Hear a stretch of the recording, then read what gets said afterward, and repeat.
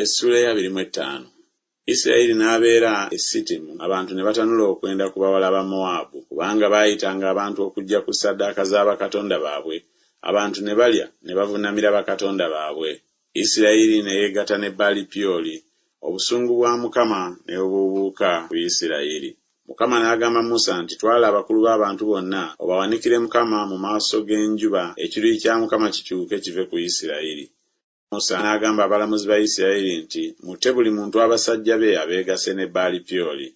Era laba, omu ku baana ba Isirayiri n'ajja n'aleetera baganda be omukazi Omumidiyaani mu maaso ga Musa ne mu maaso g'ekibiina kyonna eky'abaana ba Isirayiri, bwe baali nga bakaabira amaziga ku mulyango gw'eweema ey'okusisinkaniramu.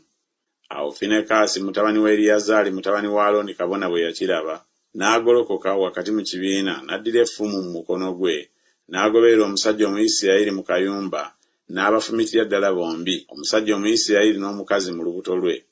Awo kawumpuli n'aziyizibwa bw'atyo ku baana ba Isirayiri, n'abo abaafa kawumpuli baali 2,214.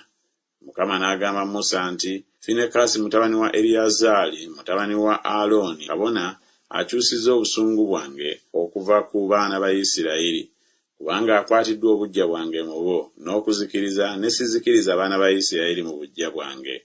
Kyonoova ogamba nti, laba, muwe endagaano yange ey'emirembe, era eneebanga gy'ali n'eri ezzadde lye erinamuddiriranga.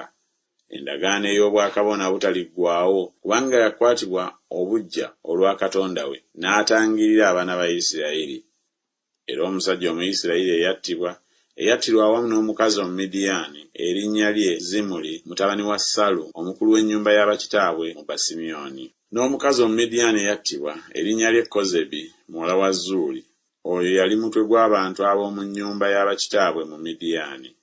Mukama n'agamba Musa nti, beeraliikiriza Abamidiyaani obatte, kubanga baba beeraliikiriza n'enkwe zaabwe ze baasala ne basendasenda mu bigambo bya Pyoli ne mu bigambo bya Kozebi muwala w'omukulu wa Midiyaani, mwannyinaabwe, eyattibwa ku lunaku olw'akawumpuli olw'ebigambo bya Pyoli.